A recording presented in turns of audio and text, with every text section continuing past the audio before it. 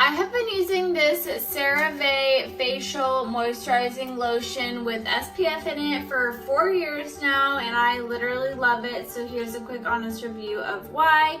So for one, it does have SPF, like I said, 30 SPF to be specific, but to me it doesn't feel super heavy on my skin. It actually feels pretty lightweight, and though it comes out a more white color, like you can see here, it's really easy to massage into the skin and just kind of, it spreads really easily, absorbs really easily, and doesn't leave a white cast as long as you really rub it in. To me, it actually feels like really refreshing and lightweight on my skin, which I really like.